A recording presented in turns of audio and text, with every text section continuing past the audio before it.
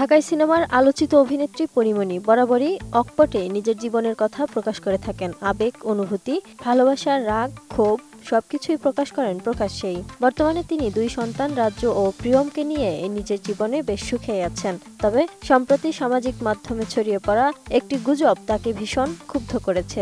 অনেকেই দাবি করেছেন পরীমনি নাকি তার দত্তক কন্যা প্রিয়মকে তার পরিবারে ফিরিয়ে দিয়েছেন। এই বিষয়ে কঠোর ভাষায় সোশ্যাল মিডিয়ায় প্রতিবাদ জানিয়েছেন অভিনেত্রী। নিজের ফেসবুক পোস্টে বিস্তারিত ব্যাখ্যা দিয়ে তিনি লিখেছেন, আমাদের সবার জীবনের আনাচে কানাচে অতি উৎসাহী লোকদের অভাব নেই। তাদের জীবনের সমস্ত অভাব পূরণ হয় অন্যের জীবন নিয়ে চর্চা করে। মনে রাখবেন, আমরা যারা শোবিজ অঙ্গনে কাজ করি তাদেরও ব্যক্তিগত জীবন খুব সাদামাটা, সাধারণ সবার মতোই। আমার তো একদমই তাই। ঘরের মধ্যে আমি চুলে একগাথা তেল মেখে আরাম করে ঘরের কাজ করতে থাকি। RICL TMX, যুগের পর যুগ স্থাপনা থাকে মজবুত।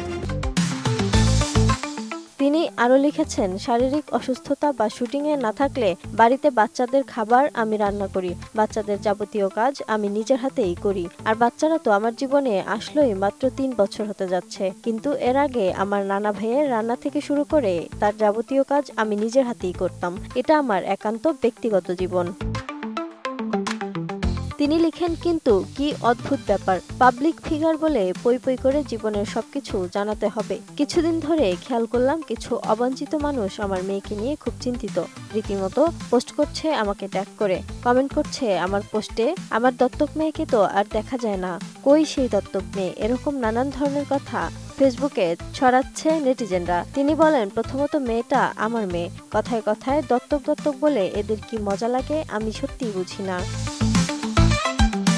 দত্তক শব্দটি ক্যাপশন দিয়ে ভিউ ব্যবসা চলছে দাবি করে পরীমনি লিখেছেন, আমি এটাও খেয়াল করেছি আমার মেয়ের ছবি ভিডিও দিলেই কিছু মাথামোটা লোকজন কন্টেন্ট পেয়ে যায়, দত্তক শব্দটা দিয়ে একটা ক্যাপশন দেয় আর ভিউ ব্যবসা শুরু করে।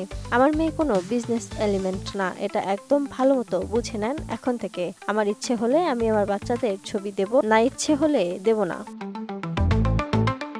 অনেকদিন ধরেই নতুন কোনো সিনেমাতে দেখা যাচ্ছে না পরীমনিকে, তবে খুব তাড়াতাড়ি তিনি নতুন করে কাজে ফিরবেন বলে আশা করছেন তার ভক্ত অনুরাগীরা। Desk report, ATN news.